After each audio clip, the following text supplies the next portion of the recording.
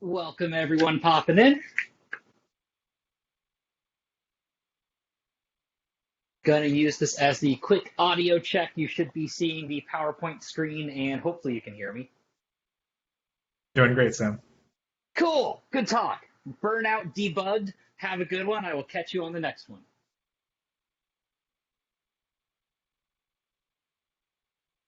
We'll give it a couple minutes for everyone to join on in. Hopefully everyone is enjoying the virtual conference thus far, and a big thank you to everyone for just the patience as we're trying to figure out some of the nuances and the new technology and just playing around with Gather.town. So that's always fun stuff.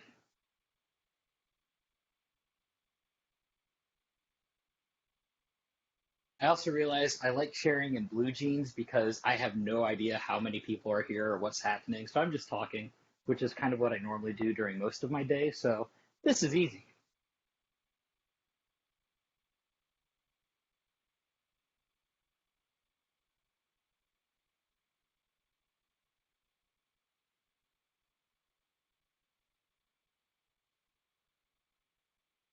Give it another quick second.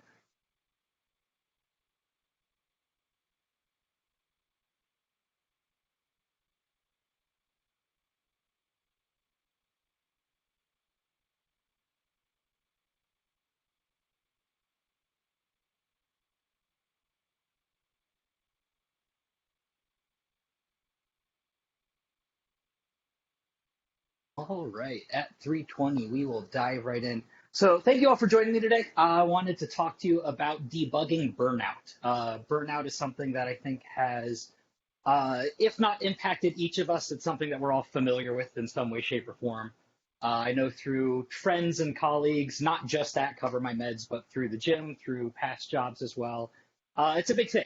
It's a big thing that can cause a lot of problems and a lot of disruptions in your day-to-day life, in your career, and everything that goes along with that. So, wanted to put together this talk and just an ability to help wrap a language and an understanding around it. By no means do I claim to have solved this problem in any way, shape, or form. But yeah, I figured it is worth calling out and worth talking about, so wanted to do that. So, big note to start, biggest note that I can possibly throw out there. I am not a therapist. I am not a licensed professional in this in any way, shape, or form. I am a software developer that is passionate about mental health. With that said, I swear by my therapist. I have had such great and fruitful conversations running a lot of these topics and themes past him as well. And it's something that I swear by. So I highly encourage professional help is absolutely a good thing. The way I see it, I've got a personal trainer to help me out in the gym and to make sure I do well in the gym. I might as well have a personal trainer for my headspace as well, especially in the developer realm. My job is to use my mind and to use my head. So I might as well take full advantage of being able to make sure that that is in the best possible place that it can be. So, with that said, this is not a talk of me having solved burnout. I am not a licensed therapist or professional that goes along with it. This is really a story of my journey through burnout and some of the things that have resonated with me and some of the things that have helped me out in just growing and in the ebbs and flows that go along with life in general. So, before we start, we will need to figure out what is burnout. And I actually like this picture because in the Fast and Furious definition of burnout, you are literally wasting energy. So you are applying a lot of energy and going absolutely nowhere. And the best case scenario is you get to buy new tires. So definitely something that we want to avoid. So WebMD defines burnout as we've got three different main types. The overload burnt out, which has happened when you work harder and harder, trying to apply more energy and not seeing any changes over with that. So you're applying more energy than you have available. We have the under-challenged burnout. This is something where your reality, your expectations just aren't quite aligned up, and you're not solving the types of problems you want to solve. And this is a phrase that I'm going to talk about a lot. And then there's the neglect burnout, which happens when you just feel helpless, not just at work, but in general, when you feel like whatever is your situations are outside of your control. So the way that I talked about this with my therapist and how I kind of came about it is we've got three kind of dials and that are in a relationship that we can play with. We've got our reality, which is where we're at, what we're working with, our expectations, where we hope to be and how we read into situations, and the energy pool that maintains this relationship between the two. So when your reality and so burnout happens when your reality and your expectations are misaligned, and that maintenance of misaligning those takes more energy than you have to give to that problem. So there's your burnout. Your life is demanding more energy than you have to give to it. So for us to actually understand this, let's lay the groundwork that goes along with it. And if you know me at all, I am a huge fan of bourbon. So we're going to start talking about bourbon. If you were to, I love bourbon, so I've had a lot of time and experience to figure out how to describe bourbon. So Middle West spirits, huge fan of them. On the nose, you've got aromas of banana, coconut cream pie, and toffee nuts. The initial taste, you've got a supple, fruity, medium to full body, and it finishes very sweet with like a dried fruit, a honey whole nut, baking spices finish. Absolutely love it. I have, and if you've met me at all, I will talk for hours on end about bourbon. Huge fan of it. So, follow-up question to that. How are you feeling? Well, I've got sad, happy, angry, fearful, disgusted, and hungry. That is about the full extent of emotions that I am able to portray. Well, let me rephrase that. That is the full amount of emotions that I have words for. So when I'm talking about bourbon, or if you ask a sommelier about wine, or if you ask an expert in their field, we've seen this in talks today, you can go on for 30 minutes without a problem, hours even, being able to talk about this thing that you're passionate about. When it comes to emotion and how we're feeling, how are you feeling today is often an odd greeting that's responded with, yeah, sure, I'm fine, and that's it. There's the end of the conversation. So one of the books that I read in prep for this talk is a book called Permission to Feel, written by Dr. Mark Brackett. He has, through his research at Yale, applied a more grid-like structure to how are you feeling, where we've got a different scale of pleasantness or energy that goes along with it. So there is a difference between being sad and discouraged. There is a difference between being enthusiastic and optimistic. And so when asking how are you feeling, the first step is to develop a language to talk about it. If there's a difference between being angry and nervous, then we should be able to identify that difference so we can actually appropriately deal with that. If I just blanket all of that into, you know what, I'm worked up right now, that could be a good thing, that could be a bad thing, that could be something that is actionable, it could be something that is worth hammering down. And we don't know until we get into the weeds a little bit and actually have that conversation around it. So, question that I always like to ask is, how are you feeling? And I like to conveniently make sure that the answer is not, well, happy. Things are good. Things are fine. So, okay, well, how are you really feeling? You'll be surprised at the amount of vulnerability that comes along with that. So, after we can have a language wrapped around it, we want to develop a framework. Here's where things get fun and very difficult and very hard. So, these questions are around who are you and what's important to you? And those are not easy questions to answer. The exercise that my therapist had me go through that I was a huge fan of is a core values exercise. This one was set up by a research team out of the University of New Mexico, and it was a list of about 90 some odd just single word descriptors. So in the example that we have here, we've got fun, we've got fitness, we've got order, we've got mindfulness, and breaking these up into three pools. We've got things that are very important to me, things that are just important to me, and things that are not so important to me. And the challenge was that first round wasn't very difficult at all. I can make a snap decision about each of those. But it was like, okay, now take your very important to me pile and whittle it down to 15. Not too terrible, I could do that. Then take it down to 10, and then 5, and then 3. And by the time you get to that end, it is very much a like, but these both describe who I am, and I need to figure out what's more important to me. So ultimately, and these are my results, I got down to, with a bunch of other things, what is very important to me is growth, is order, and is shamelessness. I like to be able to not hold back and have fun. So those things are at the core of who I am. Things that are just important to me is things like a mastery or a passion for what I do. Things that are not so important to me is tradition. Doing things just because we've always done them doesn't resonate with me. It's fine if it resonates with you or anyone else. That's just not me, and that's okay. So this starts to give us a foundation that we can work off of. Things that are very important to me are growth, are order, and I'm going to say just having fun, that shamelessness that goes along with it. So apparently the formatting did not turn out well on this one, but we want to develop a target. We want to also start to figure out the goals and themes that we want to chase after and start developing this gratitude and documentation to help us get there. So there's a big difference between a goal and a theme. A goal is good for very precise things that we want to accomplish. It's good for motivations. It's good for directions. If I need to get to somewhere, I have to be precise with that. A theme I am a huge fan of because it's good for grace. It's good for growth, and it's good for long-term life-changing habits. The idea behind that is with a theme is I want to be able to, instead of having a direct, this is what I want to accomplish, I have a, this is the direction I want to grow into. And that allows something that if my New Year's resolution, which I'm sure is going great for everyone right about now, if it was to lose 20 pounds over the next year, it's hard to keep yourself on track for that. But if you were to change that, where this is my year of health, I get to all of a sudden change that framing around that, and I could open up new pathways and new ways to talk about how I'm trying to accomplish that goal by placing a theme around it that I can rally behind. So all of this is very rapid fire. I have a lot more documentation going to into each of these points that I will happily share. But the main takeaway here is themes are great for life-changing stuff. Goals are great for precision and motivation. With that said, moving right along. We also have the ability to talk about what you're grateful for. And this is an interesting one that I fought with for a very long time to start, is the ability to document this, actually write it down.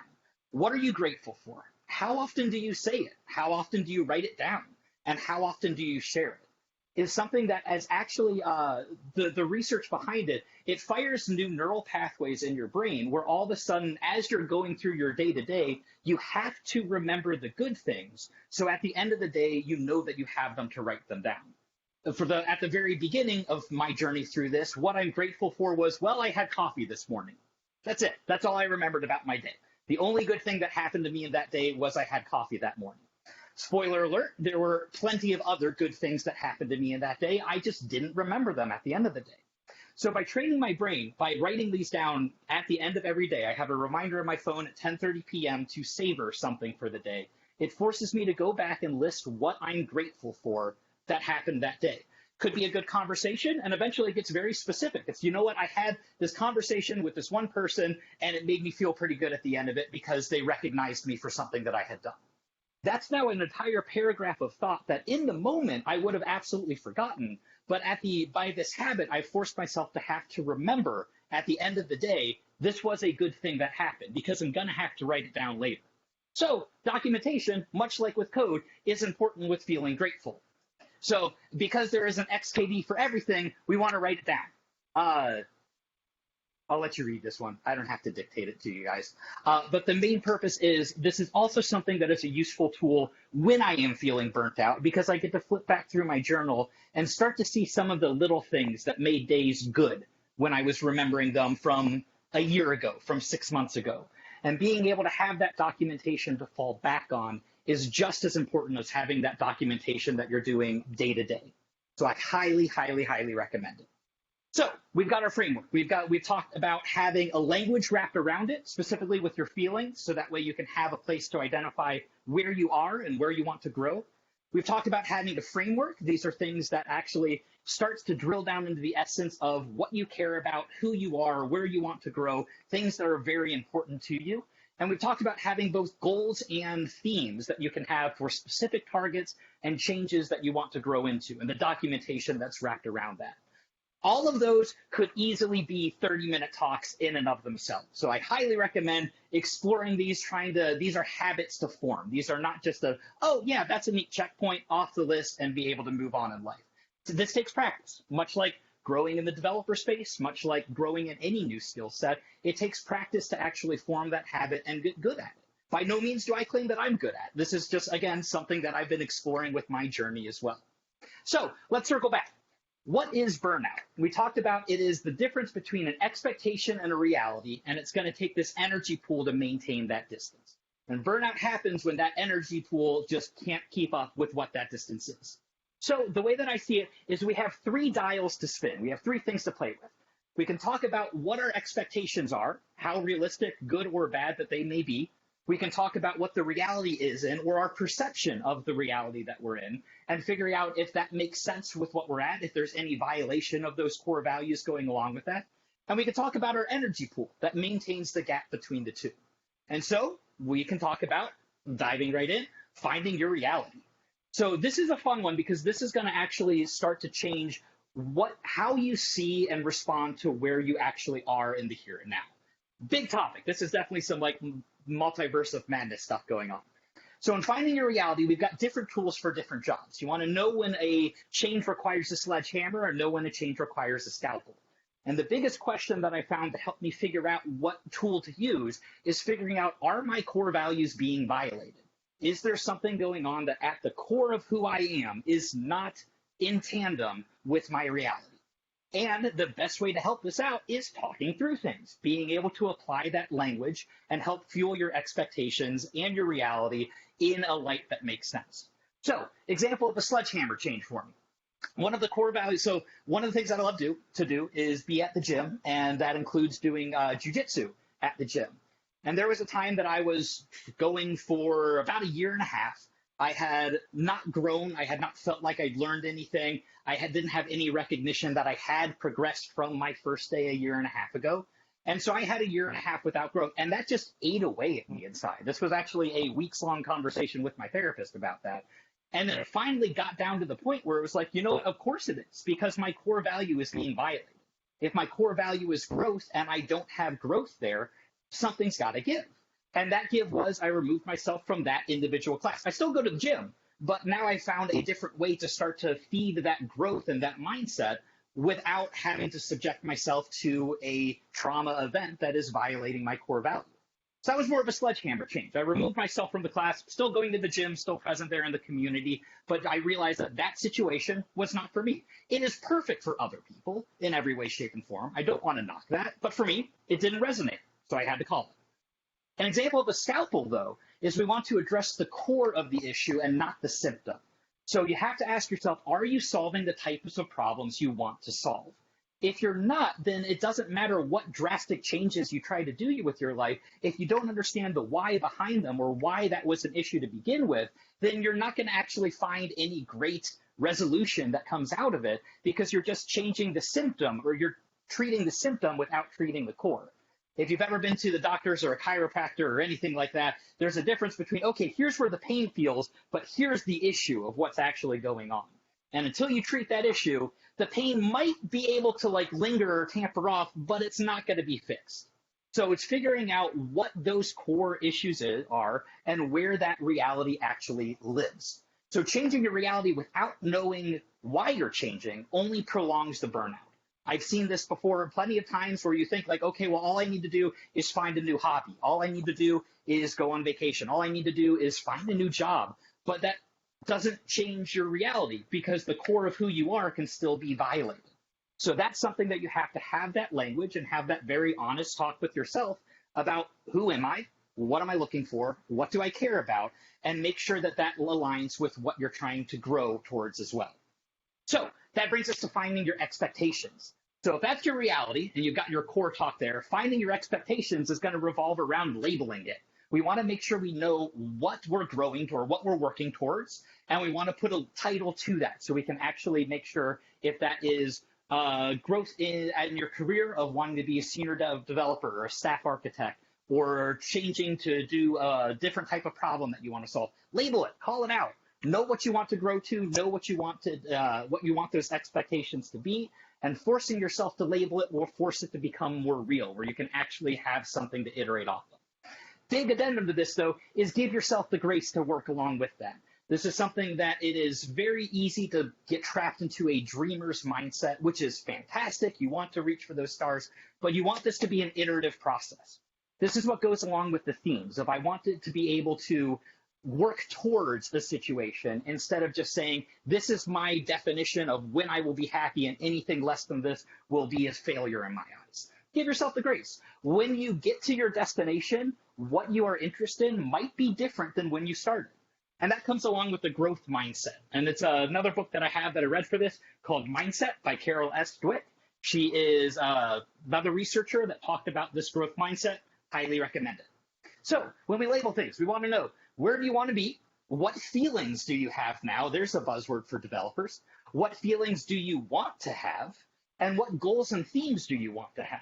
And this is going to start to build this idea and this expectation cloud of where you want to grow to. And that way you can actually start to see how your reality can iteratively chip away towards what that expectation is. With that, we also want to be very graceful, build in flexibility. Let your expectations change along the way. And one of my favorite things to talk about is the sunk cost fallacy. If you're working towards something and you realize it's not working, don't double down on a mistake just because you've invested time and money into it. You want to be able to call that out. You want to be able to grow from it. You want to be able to learn from it. It's the same thing that I have definitely lingered way too long on PRs before, because I assure you, like, no, I can make this work. This can actually be a solution to it. I should have cut it 3 weeks ago, but that's something that I was just like, nope, this is going to be something. This is going to be the thing that I work towards. So be careful of that. Learn from my mistakes that go along with that. But build in that flexibility so that way you're not hung up on this one track towards it. And finally, that's the growth mindset, or finally with this subsection, that's the growth mindset. Are you trying to prove what you know or learn more as you grow? I found the times that my ego gets attached to a PR or gets attached to a piece of code or an architecture decision.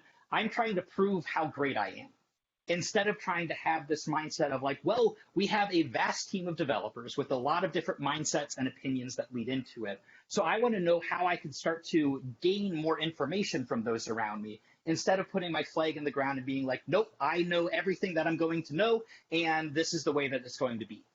So the growth mindset, or words, the mindset book that talks about the growth mindset, the big thing is talking about this phrase of, if you're approaching problems as an opportunity to learn, you will gain more out of it. If you approach a problem trying to prove how great you are, you've hit the cap of what you're able to learn from that problem. There are times that makes sense where you need to get a hot fix out into the production realm, but that is not always the case. So it's something to start to call these out so you know what to look for along the way. So up next, our next style that we can turn is finding your energy. And when we talk about finding your energy, hobbies are very important. Vacations and explorations are very important. Having a work-life balance is important. And something that I teach a lot in my self-defense classes is address the immediate threat. You want to be able to tackle what's happening in the priority order that it comes down from. So, hobbies. What do you do to relax? Relax. This is one of my favorite interview questions on either side of the conversation, is figuring out, what do you do for fun? How do you unwind at the end of the day? And you will get a variety of answers, all of which are absolutely fine. But I love hearing how people relax, because you see just this passion light up in them that you really don't when you're asking, how would you write a foreword? So the other big thing that goes along with that is how you relax should not be a side hustle. I know in today's day and age, there have been so many like, oh, well, you can monetize that. You can sell that. You can make money off of that. The second you turn it into a monetary value or a side hustle, it becomes a job. Sometimes you need to do something just for the fun of it. And I highly encourage, find that fun. Figure out some new things, try some new events, go outside for a walk, try a new computer game, whatever it might be. Go find something and just do it for the pure sake of having fun with it. And the other thing I like to ask, especially with developers, is do you have any non-screen hobbies? Because it is very easy. I think one of the worst times that my burnout was when I was sitting at my desk working all day, and then 5 o'clock hits and I close my work windows and I open up whatever I'm playing on Steam that day and I don't move. And my mindset never triggered or never changed that went along with that. There was no break in my stressors. It was just from one to the other. So have some non-screen hobbies as well. For vacations and exploring, do something new. Find some new hobbies. We talked about that. Some new routines. From the martial arts perspective, it's be a white belt in something. Get to go out and just learn. Have fun. That's the punchline of that one. For work-life balance, if you've been around me, you've heard me probably say that the pool table is a debugging tool. Having a way to actually get away from your problem that you're staring at, going for a walk, taking an analog way to step away from a screen is super important to solving a problem if you're stuck on a problem. Best way to avoid burnout is to not just sit and stare at a problem until you've been burnt out and your energy pools are stagnated. Take a pause, go for a debugging analog event. After that, we have addressing the immediate threat. The greatest cost of energy is the most important, or the greatest replenishment of energy is the most important. If we're talking about these energy pools, you want to make sure that what helps the most is what you devote your time to, or what hurts the most is what you try to remove from your life. with the energy that goes along with that. Again, within reason, there's something that like we can't just all up and decide that we're not working and we're not developers anymore. So that's something that you want to find that work-life balance to be able to address where are my energy stores and what feeds them. So we have dials to turn. We want to make sure that your reality matches your core values. We want to make sure that your expectations are iterative, and we want to make sure that your energy is being replenished. So putting it all together, how do we do this? This is debugging burnout. So what tools do we already have that we can apply to our life and use from there? Step one, retro your life. I am a huge fan of taking a pause and figuring out, well, is my hobbies, are they still serving me? Am I still being relaxed by this? Is this still worthwhile for me? Sometimes the answer to that is no, and you have to find a new hobby, and that's okay. Sometimes the answer is, you know what, I need to rearrange my schedule so it doesn't feel like a chore. That's okay. Sometimes you need to take a couple weeks off to actually just remember that you're doing it for fun and not because it's on your calendar. That's okay. Another thing you can do is root cause analysis your emotions. This one gets me every time. I hate it and love it with a passion. So if there's a feeling of angst, or I'm super nervous, or something that is very much in that high energy, like anxiety side of the scale, figure out what caused it. Take a step back and be like, was there a conversation that had? Was there an event that happened? Ask yourself the 5 whys of what brought you to that stage and start to understand and label what caused those emotions and that flare up. It's okay that it's there. It's perfectly valid and it's perfectly honorable to have it, but start to peel those layers back and figure out what the cause was so you can actually start talking about it. Also, document your gratitude. We talk about documenting good code. I would do that with your gratitude as well, because that's something that, like we talked about, it adds that feedback loop of being able to be excited and remember the good things that go along with it.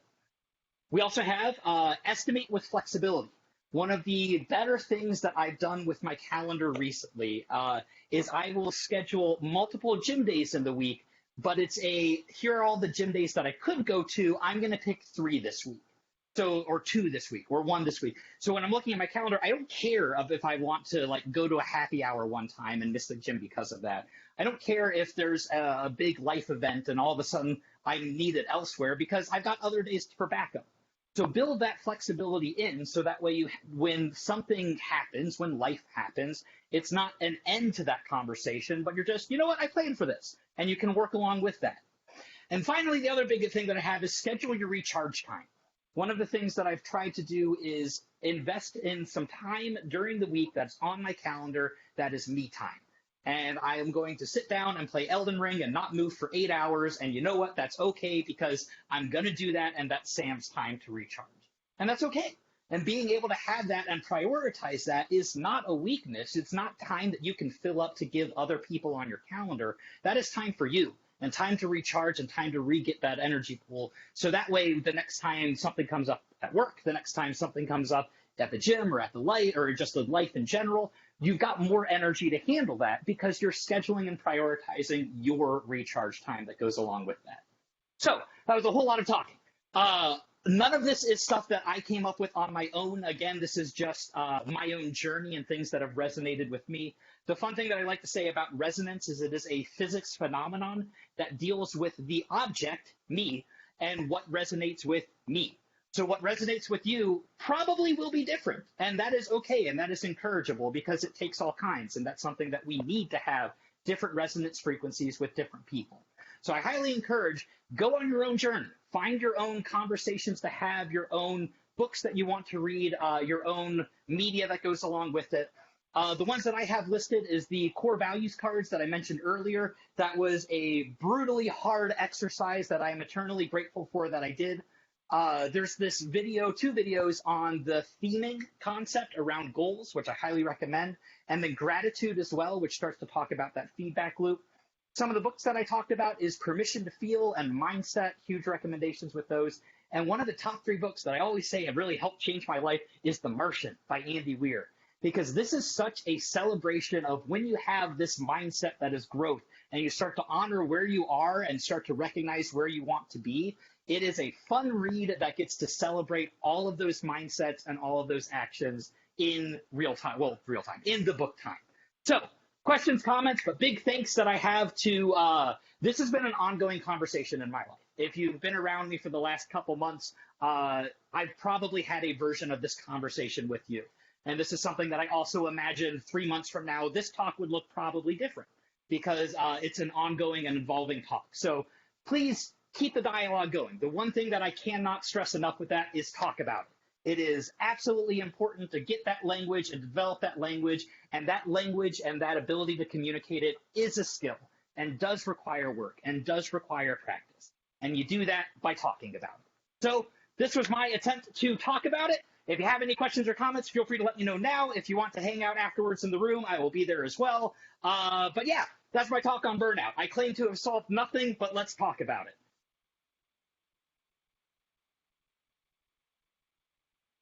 And stop sharing.